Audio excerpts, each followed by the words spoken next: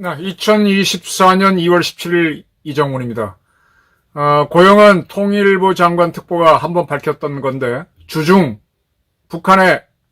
있는 북한 노동자들이 난동을 벌인 게 거의 사실로 확인되고 있죠. 이 주중 북한 노동자의 난동과 비교되는 것이 의과대학 정원 2,000명 늘리겠다고 하는 것에 대한 의사들의 집단 반대 투쟁입니다. 주중 북한 노동자 파업 난동과 대한민국 의사들의 투쟁 비교해보면 어떻습니까? 또 하나, 지금쯤 우리 국가정보는 북한의 모순 극대화 공작을 해야 됩니다. 반대로 대한민국에서는 민노총을 비롯한 좌파들이 우리의 모순을 극대화하는 공작을 하고 있다. 저는 그렇게 봅니다. 지금 대한의사협회 의협의 비상대책위원회가 만들어진 모양입니다. 그래서 단체 행동을 하겠다는 검토를 하고 있습니다. 전 회원 투표로 단체 행동이란 건 파업 또는 사보타지 뭐를 할지 결정하는 거죠. 그걸 투표로 하고 언제까지 할 거냐도 투표로 결정하기로 했다라고 밝혔습니다. 이 대한민국 의과대학 정원 2,000명을 늘리는 게 의사들한테는 좀 싫겠죠. 근데 이걸 가지고 강력한 투쟁을 하겠다 이런 검토를 들어갔고 일부 의과대 전공의 수련의 중에서는 사직을 하는 사람들도 있습니다만 그렇다고 해서 이게 의사 면허는 취소되는 게 아니니까 다시 복직을 하면은 아무 문제가 없는 거죠. 그런 식으로 깔짝깔짝대고 있습니다. 저는 그 의사들 문제에 대해서 여러 이야기를 들었어요. 지금까지 언급을 안 해왔는데 좀 생각 좀 해보려고. 이제 어떤 분이 쓴 글을 보니까 지금 아이들이 태어나면 게 한 30만 명이 안 되죠. 그러면 이제 저희 때는 한 60만 명이 태어나가지고 예비고사 볼 때 참 많은 사람이 봤었고 그 군대도 인원이 많았잖아요. 근데 지금은 30만 명이니까 2년치를 모아도 60만 명. 근데 그 중에 절반은 여자니까 30만 명. 야, 군대에 30만 명 만들기가 2년 생활해도 어렵다는 얘기죠. 그만큼 많이 줄었습니다. 인구가 줄었는데 의대 정원을 늘려서 5,000명으로 하게 되면 30만 사람이 그대로 대학을 간다면 30만의 10%가 10,000명이죠. 30만의 10%는 3만이죠. 1%는 3,000명입니다. 그러면 전국 대학생 같은 나이 또래에서 무려 1% 이상이 의과대학에 갈 수 있다. 너무 의사가 많다는 거죠. 다 대학 안 가고 한 30만 명 중에서 20만 명만 간다면은 대학생의 한 2% 내지 3%가 의과대생이 돼서 너무 의대가 많다. 그러니까 늘리면 안 된다. 이런 설득을 하는데 참 와닿았습니다. 네, 의사가 많다. 그런데 그건 의사의 처지에서 보는 거고 국민 처지에서 보게 되면은 의사들이 많아서 의사들이 수입이 줄더라도 국민들이 편하면 더 좋은 거 아닌가요? 저는 그렇게 봐야 될 것 같아요. 지금도 변호사들이 굉장히 많이 늘었습니다. 그래서 소송이 많아지는 것도 있지만은 옛날엔 참 변호사 만나는 게 참 어려웠죠. 저희 젊었을 때는 변호사는 하늘 같은 직업이었는데 그래도 이제는 만나볼 만한 직업, 상의해볼 만한 대상이 됐거든요. 국민들한테 맞춰야 될 것 같아요. 근데 그 국민한테 맞추지 않고 자기네 직업 이기주의로 집단 투쟁을 하겠다라고 의협이 검토를 하고 있습니다. 자, 이것과 완전 비교되는 것이 중국에 있는 북한 노동자들의 투쟁입니다. 일본 요미우리 신문인가요? 아마 취재원은 고영한 씨 겁니다. 통일부 장관 특보. 먼저 우리나라 언론에 밝혔던 거를 좀 더 상세하게 요미우리 신문에 밝혔습니다. 그렇게 보입니다. 중국 화룡현입니다. 화룡현. 평화할 때 화자의 용령자. 여기가 어딘가 하면 연변에 함경북도 바로 북쪽에 가면은 거기가 연변 조선족 자치주입니다. 중국의 이 지방은 성이 있고요. 성 다음으로 큰 게 주입니다. 주. 그 다음에 이제 시가 있고 그런데 직급시가 있고 그런데 길림성이 있고 길림성 안에 연변 조선족 자치주가 있습니다. 그리고 그 안에 이제 몇 개의 큰 시가 있는데 화룡이 그 중에 하나의 시죠. 6개 조선년 자치 화룡이 현인가? 좀 헷갈린다. 어제 있습니다. 저도 가봤고요. 두만강 중류쯤 해당됩니다. 북한 지역에서는 무산 철광석 유명한 무산이 있죠. 무산 건너편입니다. 산골이죠.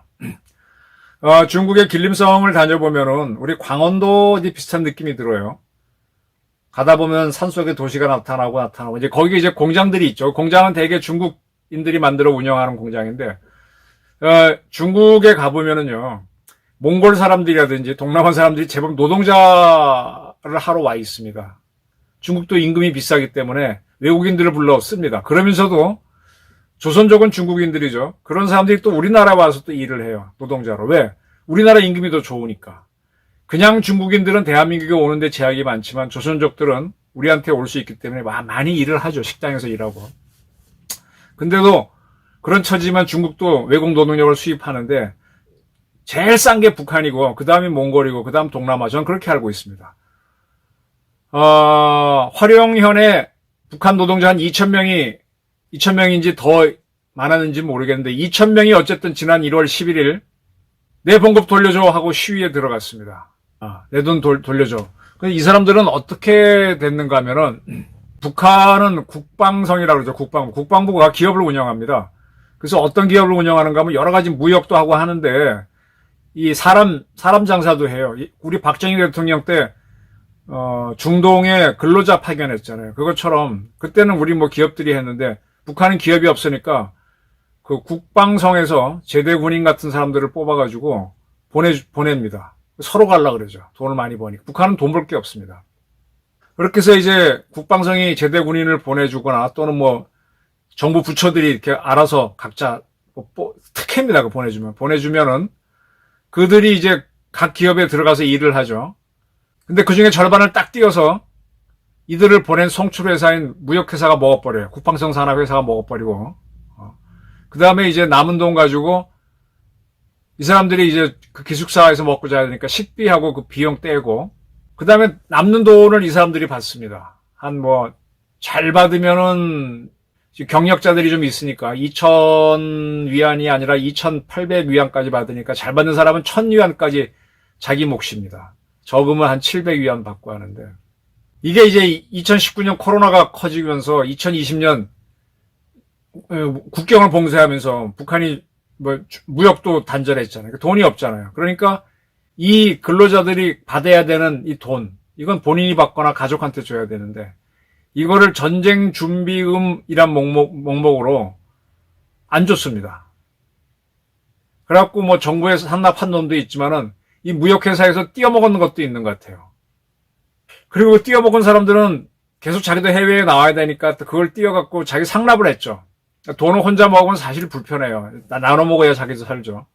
근데 얼마나 이제 자기가 목수를 하느냐. 너무 많이 띄어 먹으면 자기도 골로 가죠. 그건 동생을 막느라고. 착복인데. 그래서 이제 2020년부터 돈을 못 받고 일만 하고 먹고 자는 것만 했는데, 이 돈을 못 받는다는 걸로 지금 확인이 되니까 1월 11일 날 폭동을 2,000명이 일으켜서 자기들을 관리하는 그 직원을 두드러 패서 한 사람은 죽였다 그러죠. 돈 내놓으라고. 그 돈 내놓으라고 하니까 이제 난리가 난 겁니다. 발단은 이제 코로나 때문에 계속 돌아가지 못하고 있다가 일부가 이제 교체가 되니까 돌아갔는데 그 사람들이 귀국을 했으면은 이제 전쟁 지원금으로 좀 일부 뗐더라도 일부는 줘야 되는데 하나도 못 받았다는 소문이 나오니까 그대로 폭동을 일으킨 거죠. 그래서 자기를 관리하는 대표 한 사람은 때려 죽여버리고 난리가 나니까 북한은 심양에 가면은 영사관이 있습니다. 심양에는 이제 우리 영사관도 있고 북한 영사관도 있는데 그 영사관 직원들이 나와서 달래고 그 영사관에는 이제 북한 보위부는 우리 국정원에 해당되는 그 아이오들이 나와 있을 거고 또 무슨 노동 담당하는 그 관리들이 외교관 타이틀로 나와 있어요. 그들이 다 와서 중재를 하면서 달래고 그 북한 노동자 관리하는 사람이 자기만 모은 게 아니라 이들에게도 바쳤거든요. 그래서 이들도 돈을 토해내서 일단은 뭐 노동자를 달래고 동시에 이제 그 파업 폭동을 한 14일쯤 막았기 때문에 주도범 200명은 붙잡고 나머지는 일단 봐주는 것 같아요. 다 붙잡아서 북한으로 보내고 싶은데 보내버리면 중국 기업들이 비명을 지릅니다. 이 북한 노동자들이 벌써 한 10년씩 이렇게 일을 했고 굉장히 일을 잘하거든요. 중국 노동자들은 이런 일을 안 하려고 하니까 보내면 안 된다 그래서 한 10%만 잡아서 북한으로 보낸 모양이에요. 이 자들은 이제 북한에서 정치범 수용소에 들어가겠죠. 뭐 정치범 수용소 저는 옛날에 이거 초기에 1991, 2년에 다룬 기억이 있는데 거기 가서 이제 뭐라 그럴까 우리로 얘기하면 삼청교육대 비슷합니다. 거기 갔다 나오면 인상 안 풀립니다. 이렇게 해서 일단 북한은 정리했다라고 합니다. 근데 이게 이제 또 터질지 모르죠. 이 고영한 씨가 조선일보랑 인터뷰를 쭉 했습니다. 근데 이제 북한도 문제인 게 이제 유엔 제재에 의해서 북한 노동자를 타국이 받아주면 안 돼요. 근데 코로나 때문에 이제 못 돌아갔다 형태로 이렇게 했거든요. 중국은 지금 어떻게 하는가 하면은 저는 뭐 중국 만주를 많이 돌아다녀봐서 북한 식당 자주 갔습니다. 거기 있는 북한 여직원들은 되게 공연 비자. 실제로 저게 밥 먹으면 중간에 서빙하다가 노래도 부르고 춤도 추고 공연을 하죠. 그 다음에 북한의 근로자들은 되게 학생 비자로 나옵니다. 그러니까 취업 비자로 나오지는 않아요. 노동자로 잡지 않냐고 길을 쓰는데 그래도 알 건 다 알죠.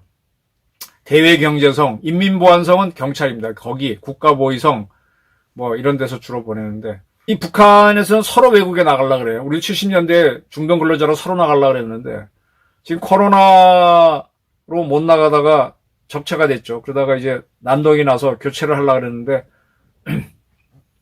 중국도 미국 눈치를 보느라고 비자를 안 줍니다. 공연 비자하고 학생 비자를 내주면 되는데 그거 다 위반하고 있다는 걸 알고 있잖아요. 취업 비자인데 허위로 낸다. 이게 미국한테 걸려되면 어떨지 모르기 때문에 지금 현재 안 주고 있어요.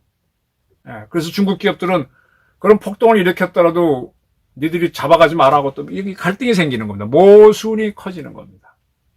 지금 북한이 지금 이제 무기 수출로 러시아 무기 수출로 경제가 제법 좋아졌지만은 요거는 최근의 일이고 그전까지는 코로나 때 무역이 막히면서 참 어려워가지고 살기 어려우니까 옛날에는 이제 안전원이라 그러면은 경찰인데 와서 뭐 단속을 하면 쩔쩔맸는데 장마당에서 이제 장사하는 게 원칙적으로 불법이란 말이에요. 장마당도 불법인데 거기 와서 이제 안전원들이 물건 뺏고 그러면 이제 대들죠. 사실 우리나라에서도요 노점 단속하면 노점 상들이 막 대듭니다. 요즘은 많이 완화됐지만 제가 어릴 때 보게 되면 노점상 철거하다 보면 싸움 벌어지고 그 노점 상인들이 일종의 그 지역에 또 힘 좀 쓰는 왈패들이 많아갖고 쉽게 물리치지 못했어요. 북한이 이렇게 돼가는 거죠. 그래서 잘못하면 안전원이 터집니다. 이게 뭔가 하면 북한 내의 내부 모순이 경제 제재 때문에 경제가 어려워서 매우 심각하다는 겁니다.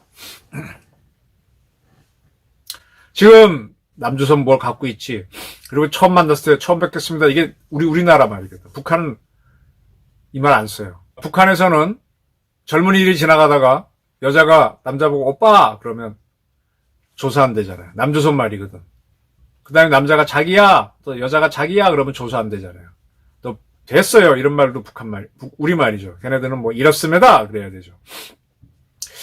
제가 옛날에 한번 중국에 가서 관광객이나 뭐 이런 걸로 해서 북한을 좀 몰래 들어가려고 시도를 해본 적이 있어요. 실제 국경 넘을 근데 그때 딱 그러더라고. 이 이자 안 돼. 그래. 왜 안 돼? 우선 키가 너무 커. 제가 180이 넘습니다.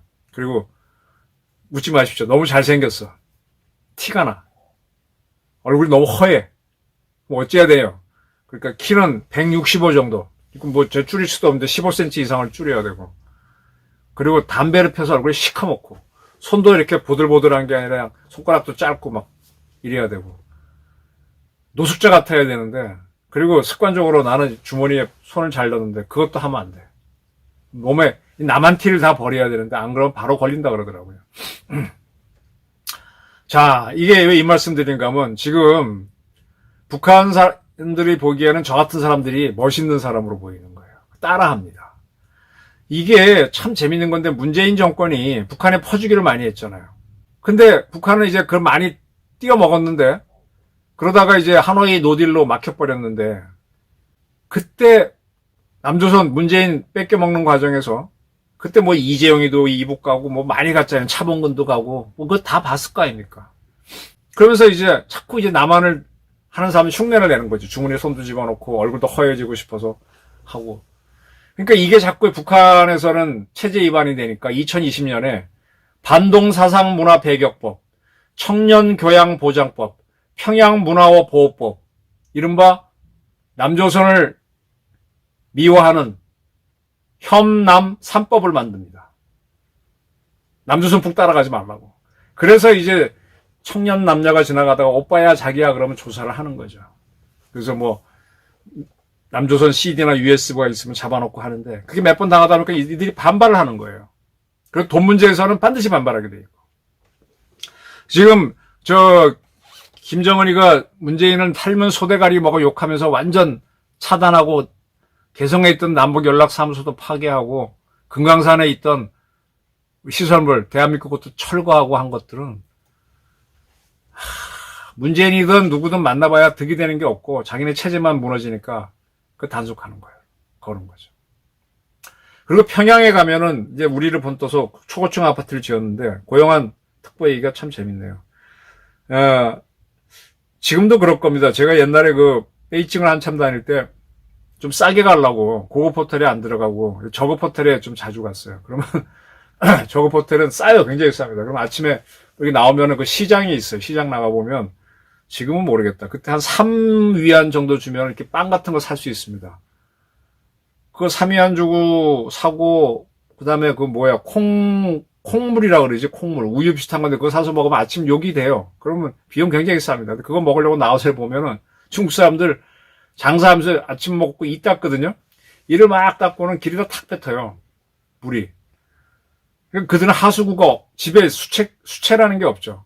근데 그 물이 어디 가나 봤더니 그냥 땅으로 스며들거나 증발되고 말더라고. 하수도가 없습니다. 지금은 좀 낮았을 겁니다. 한 10년 전만 해도 베이징에 약간 외곽만 나가도 베이징이 우리 서울처럼 비가 많이 안 와요. 그래서 가끔 여름에 보게 되면 베이징에 폭우가 와서 뭐 수해를 입었다 그러는데 걔네들이 하수도가 발달 안 돼 있습니다. 우리는 지금 하수도 문화에 너무 익숙해서 여름철에 물이 좀 안 빠지면 난리를 치는데 우리는 하수도가 굉장히 발달한 나라입니다. 근데 하수도라는 게 이게 우리 해방되고 생기고 외정 때 좀 생겼을 겁니다. 그 전까지는 없었어요. 우리 조선도 없었어요. 그냥 뱉고 알아서 흘러가든 말든. 네. 북한도 마찬가지죠. 북한도 하수도라는 거를 고영한 씨 말로는 6.25 전쟁 끝나고 중국군이 평양에 있을 때 처음으로 하수도라는 걸 만들었답니다. 북한 사람들은 그게 필요가 없는 거죠. 아무데나 버리고 그게 청계천처럼 흘러가든 말든 뭐 도시를 더럽히든 신경 안 썼습니다. 그리고 그 위에다가 지금의 건물들 짓다 보니까 그리고 자꾸 인구가 늘어다 보니까 그 하수도로는 감당을 못하죠. 사실 우리도 감당을 못하다가 계속 하수도, 상수도 개량을 해갖고 지금은 우리 상하수도 뭐 집에서 변기 쓰든 뭐하든 다 처리가 되는데 북한은 이게 안 되죠. 근데 거기다가 50층, 60층 아파트를 졌으니 거기서 내려오선 수세식 변이 내려오면 1층에서는 그게 처리가 안 되니까 그들의 하수구로 역류하고 그래서 그런 아파트를 겉은 50층 멋있지만은 똥이 안 빠지니까 똥구멍 난 아파트더라. 그렇게 얘기한답니다. 이제 북한이 나만 따라 올려다가 모순이 자꾸 극대화되는 겁니다. 자, 이럴 때, 북한에서 이제 중국에 파견된 노동자들이 돈 때문에, 임금 때문에 시위를 벌이고 할 때, 이때 대한민국이 공작을 들어가야죠. 뭐냐? 북한의 모순을 극대화하는 겁니다. 길림성 화룡시에 나와 있는 북한 노동자들한테, 야, 니네 여기서 2,000위안 받아? 그럼 뭐 얼마야? 한 50만 원 받지? 대한민국 오게 되면 최저 임금에서 250만 원이 무조건 보장돼. 어때? 하고 흔들어대는 거죠. 실제로 그렇고. 그거는 중국에 있던 조선족 자치주의에 가면 많으니까 그 사람들이 여기 와서 받아봤잖아요. 우리 법으로 돼 있잖아요. 우리 지금 쩔쩔면서 그 돈을 내고 있잖아요. 사실이잖아요. 그 동독이 무너진 것도 동독의 화폐를 서독의 화폐 마르크랑 원래 한 10대 1 차이가 나는데 똑같이 해주겠다고 하니까 그럼 갑자기 동독인들의 임금이 10배 느는 거잖아요. 그래서 베를린 장벽을 무너뜨렸지 않습니까? 저는 이러한 공작을 우리 국가정보원이 걸라는 거예요.